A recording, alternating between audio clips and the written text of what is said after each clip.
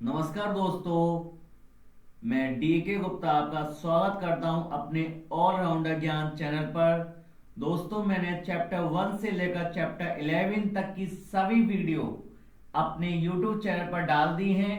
अगर आपने वो वीडियोस नहीं देखी हैं तो सबसे पहले आप उन वीडियोस को देखें, उसके बाद आप पार्ट 12 पे आए, जिससे आपको टैली या P9 का पूरा ज्ञान हो सके। तो दोस्तों, आज स्टार्ट करते हैं चैप्टर नंबर 12, जिसमें आज हम पढ़ेंगे what is voucher in tally and type of voucher in tally. यानी दोस्तों, सबसे पहले हम देखते हैं इसमें हमारा टैली में वाउचर क्या है और टैली में वाउचर कितने प्रकार के होते हैं। तो दोस्तों, बढ़ते हैं। टैली को प्रैक्टिकली हम पिछले 3 चैप्टर से शुरू कर चुके हैं, लेकिन कोई भी एंट्री करने से पहले या आगे बढ़ने से पहले हमें टैली में 3 टॉपिक के बारे में अभी भी समझना जरूरी है। यानी बहुत इंपॉर्टेंट है 3 टॉपिक। यानी सबसे पहले आपको समझना है वाउचर, दूसरा है आपका लेजर, तीसरा है आपका ग्रुप। तो दोस्तों, आज स्टार्ट करते हैं वाउचर के बारे में। ये वाउचर क्या होता है? टैली में ये 3 चीजें क्या होती हैं और इनका क्या यूज होता है, यह जानना जरूरी है। तो फिलहाल हम इस पोस्ट में वाउचर के बारे में समझेंगे। तो दोस्तों, सबसे पहले डेफिनेशन ऑफ वाउचर, यानी वाउचर की डेफिनेशन क्या होती है। तो चलते हैं उस जमाने में जब कंप्यूटर बहुत ही कम हुआ करते थे और अकाउंटिंग सॉफ्टवेयर का तो नाम ही नहीं था, लेकिन तब भी लोग अकाउंटिंग का काम किया करते थे। और उस जमाने में अकाउंटिंग का काम कैसे होता होगा, दोस्तों इसके बारे में पढ़ते हैं। तो दोस्तों, क्या है, जैसे इस पिक्चर में एक आदमी दिखाई दे रहा है। तो इसमें क्या है, जो व्यक्ति हुआ करते थे, जो अकाउंटेंट हुआ करते थे, वो कॉपी किताबों पे अकाउंटिंग किया करते थे। ठीक है दोस्तों। जैसे कि दोस्तों, वाउचर का मतलब होता है ऐसा पेपर जिस पे कुछ लिखा जाता हो। यानी कि ऐसा पेपर जिस पे कुछ लिखा जाता है, वे हमारा क्या होता है, वाउचर होता है। ठीक है दोस्तों। अब अगर मैं बिजनेस कर रहा हूं, माल खरीद भी रहा हूं, बेच भी रहा हूं, माल उधार भी खरीद रहा हूं और उधार भी बेच रहा हूं, किसी से पेमेंट ले भी रहा हूं और किसी को पेमेंट दे भी रहा हूं। ठीक है दोस्तों। इसमें क्या है, वाउचर में सब आ जाते हैं। माल खरीदना, माल बेचना, माल उधार बेचना, माल नगद बेचना, माल का पेमेंट करना, माल का पेमेंट लेना, सब इसके अंदर वाउचर के अंदर अलग अलग होते हैं। ठीक है दोस्तों। अब इतने सारे ट्रांजैक्शन हो रहे हैं, मैं इन्हें कई जगह लिखूंगा। ठीक है दोस्तों। यानी बहुत ऐसी जगह होती है, कहीं कहीं तो लिखूंगा मैं। अगर मैं लेन देन कर रहा हूं कहीं से, किसी कंपनी से, तो मैं इस ट्रांजेक्शन में कहीं ना कहीं लिखूंगा। नहीं तो मुझे कैसे पता चलेगा कि मेरे बिजनेस में क्या हो रहा है, मुझे उधारी का पता कहां से चलेगा। ठीक है दोस्तों। तो इन्हीं सब लेन देन को हिसाब रखने के लिए लोग अलग अलग खाता रजिस्टर में अलग अलग हिसाब रखते थे। ठीक है दोस्तों। यानी पहले जमाने में क्या होता था कि लोग अलग अलग रजिस्टर बनाते थे और उसमें अलग अलग खाते रखते थे। जैसे माल खरीदा तो उसके लिए अलग रजिस्टर, माल बेचा तो उसके लिए अलग रजिस्टर, किसी का माल उधार दिया तो उसके लिए अलग रजिस्टर, माल उधार लिया उसके लिए अलग रजिस्टर। ठीक है दोस्तों। तो इन्हीं रजिस्टर को वाउचर कहा जाता है। यानी वो प्रति, यानी वो कॉपी जिस पर कुछ लिखा जाता हो। ठीक है दोस्तों। अगर जमाना देखिए दोस्तों, अब क्या जमाना ऐसा हो गया है कि अकाउंटिंग का काम कंप्यूटर के थ्रू होता है। यानी कि अब जमाना क्या है, अब जमाना हो गया है डिजिटल अकाउंटिंग का। काम आसान करने के लिए कई अकाउंटिंग सॉफ्टवेयर आ चुकी हैं। उन्हीं में से एक सॉफ्टवेयर है टैली ERP 9। ठीक है दोस्तों, यानी कि उन्हीं में से एक सॉफ्टवेयर होता है टैली ERP 9। तो आज हम उसी के बारे में बात कर रहे हैं।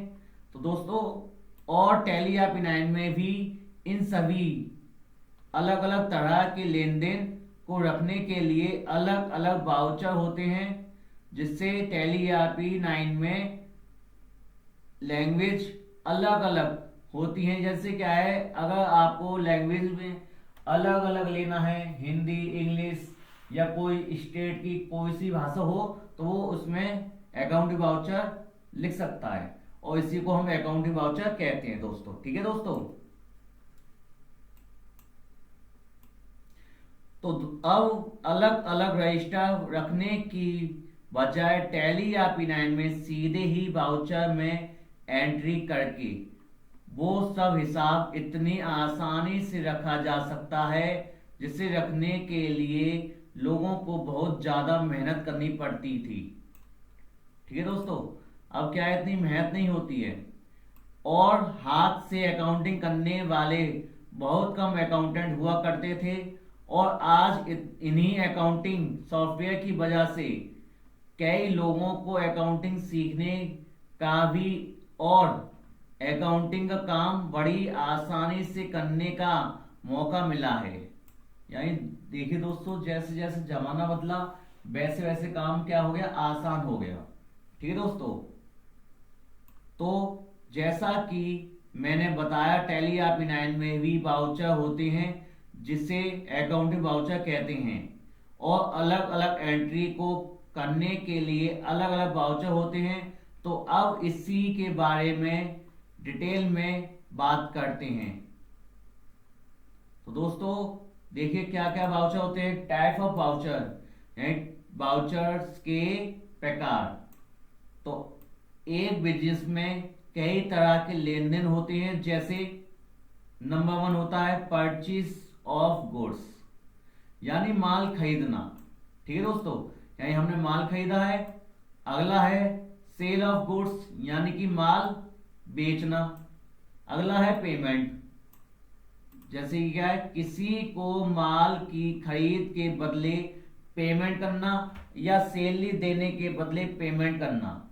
ठीक है दोस्तों, अगर आपने किसी से माल खरीदा है तो आप पेमेंट करेंगे, या आप क्या कोई नौकर लगा हुआ है तो उसको भी आपको क्या करना है, पेमेंट ही करना है। ठीक है दोस्तों, अब आता है रिसीव। रिसीव का मतलब होता है किसी से हमें कितने रुपए लेने होते हैं। तो देखिए दोस्तों, किसी को माल बेचने के बदले पेमेंट लेना हमारा क्या होता है, जैसे हमने कोई माल बेचा तो उसके बदले सामने वाला हमें क्या देगा, पेमेंट देगा हमें। और हमने किसी से माल खरीदा है तो हम उसको सामने वाले को पेमेंट देंगे। ठीक है दोस्तों, यही हमारे क्या होते हैं, वाउचर होते हैं, और इन्हीं वाउचरों पे हम एंट्री करते हैं। तो इन्हीं सभी अलग अलग ट्रांजैक्शन को रिकॉर्ड करने के लिए टैली ERP 9 में अलग अलग वाउचर्स होते हैं, जिन्हें अकाउंटिंग वाउचर कहा जाता है। वैसे टैली ERP 9 में 22 वाउचर होते हैं, लेकिन फिलहाल हमारे बेसिक कोर्स में केवल 8 ही वाउचर हैं जो हमारे काम आएंगे। ठीक है दोस्तों, यानी जो 22 वाउचर होते हैं वो बड़ी बड़ी कंपनियों में होते हैं, बड़ी बड़ी फैक्ट्रियों में होते हैं, लेकिन नॉर्मल जो हम काम करते हैं वो 8 वाउचर के अंदर करते हैं।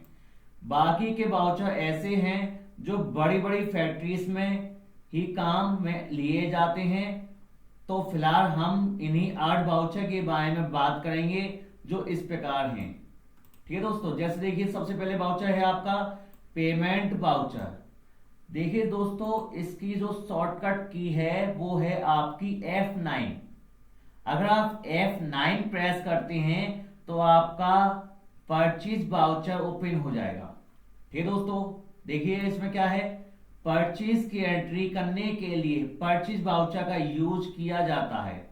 यानी आपने किसी तरह का कोई भी माल किसी भी व्यक्ति से खरीदा, उसकी आपको एंट्री करनी है तो इसी वाउचर में एंट्री की जाती है और F9 इसका शॉर्टकट है। ठीक है दोस्तों, इस अगर आपने किसी से माल खरीदा है तो आपको जो है परचेज वाउचर में एंट्री को करना पड़ेगा, जिसकी शॉर्टकट की होती है F9। अब अगला है आपका सेल वाउचर। ठीक है दोस्तों, आपका अगला है सेल वाउचर, जिसकी शॉर्टकट की क्या है F8। ठीक है दोस्तों, अगर आपको सेल वाउचर चाहिए तो आपको कीबोर्ड से F8 को दबाना होगा। ठीक है दोस्तों, तो सेल की एंट्री करने के लिए सेल वाउचर का यूज किया जाता है, यानी आपने किसी तरह का कोई भी माल किसी को भी बेचा है, उसकी एंट्री करने के लिए आपको सेल वाउचर में जाना होता है। और दोस्तों सेल वाउचर की जो शॉर्टकट की होती है वो होती है F8। ठीक है दोस्तों, अब जैसे आपने किसी का माल खरीदा या किसी को माल बेचा तो आप यहाँ पे पेमेंट भी करते हैं और उससे आप रिसीव भी करते हैं।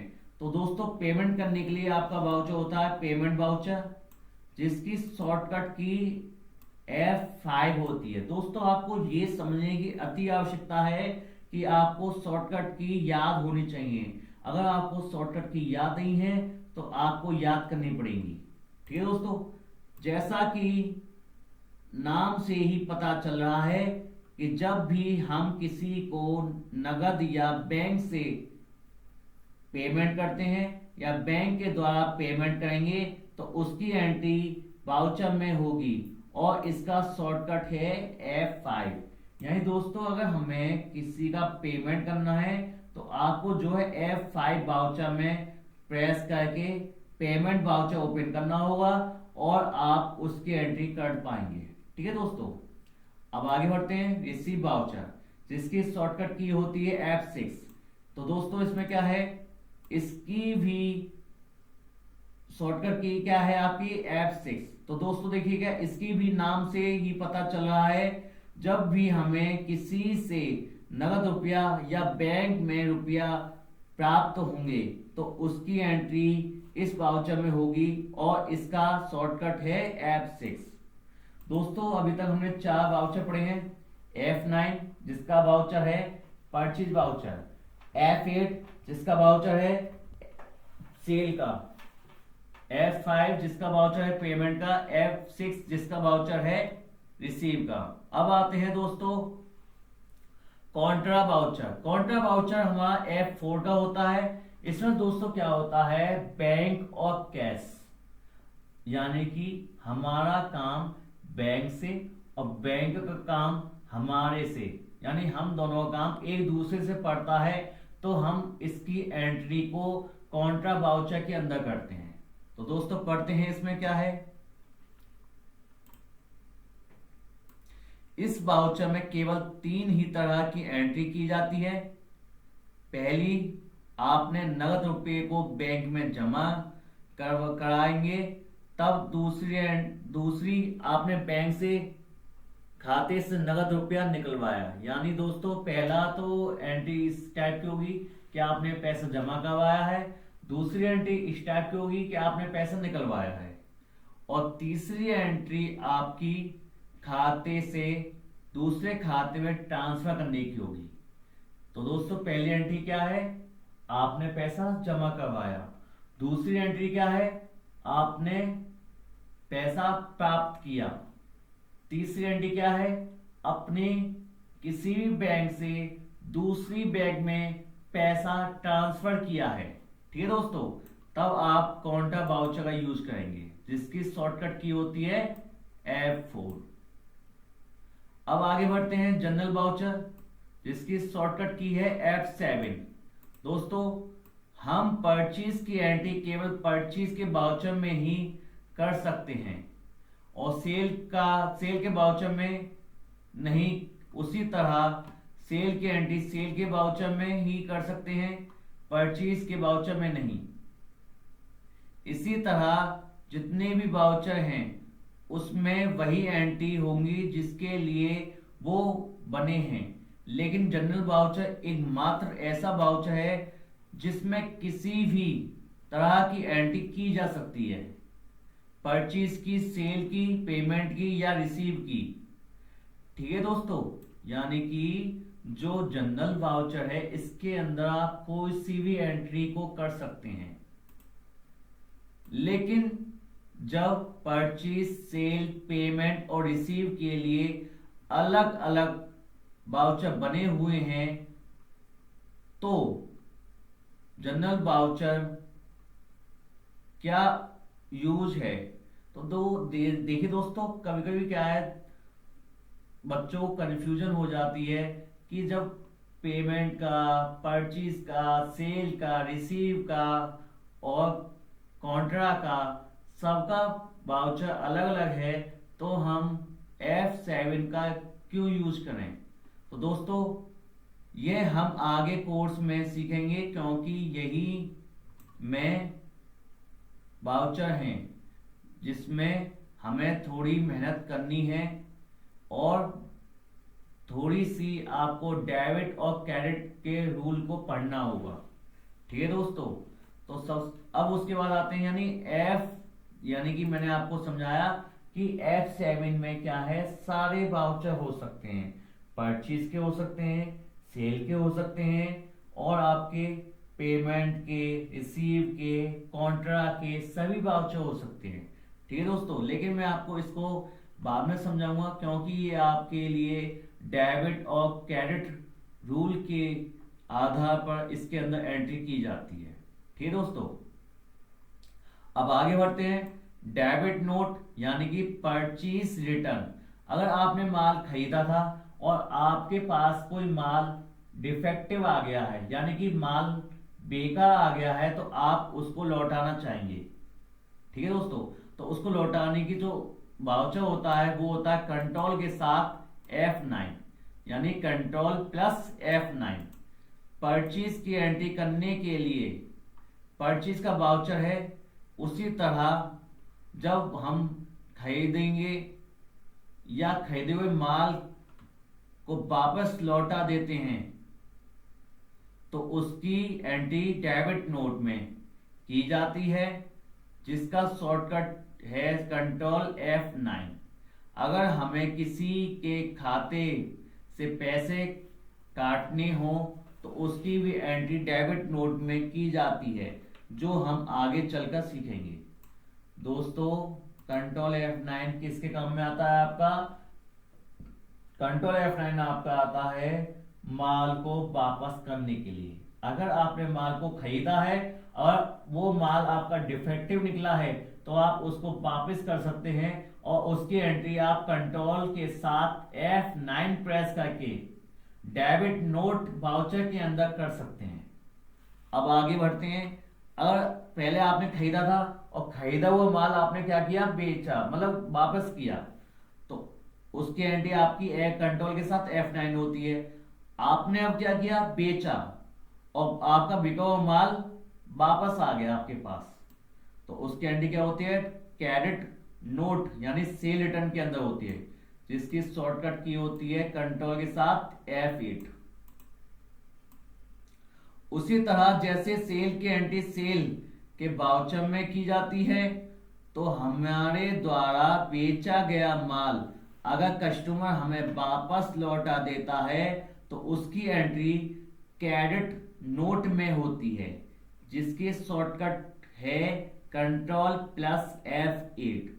या अगर हमें खाते से कोई पैसा काटता है तो उसकी भी एंट्री क्रेडिट नोट में होती है। इसे भी हम आगे चलकर सीखेंगे दोस्तों। यानी कि दोस्तों आपको आगे चल के क्या क्या सीखना है, जनरल वाउचर सीखना है, डेबिट नोट सीखना है, क्रेडिट नोट सीखना है दोस्तों। तो दोस्तों यह है वो 8 वाउचर जो हमारे काम आने वाले हैं, जो 1 बाय 1 इस तरह हैं। सबसे पहले होते हैं दोस्तों F4 जिसका कॉन्ट्रा वाउचर होता है। दूसरा होता है F5 payment voucher, F6 receive voucher, F7 general voucher, F8 cell voucher, F9 purchase voucher, control F8 credit note voucher या सेल रिटर्न वाउचर, और कंट्रोल के साथ F9 डेबिट नोट वाउचर या परचेज रिटर्न वाउचर। ठीक है दोस्तों, अब tally या P9 में यह वाउचर कहाँ होते हैं उसके लिए आप दिए गए वीडियो जिसमें आपको आसानी से समझ में आ जाएगा।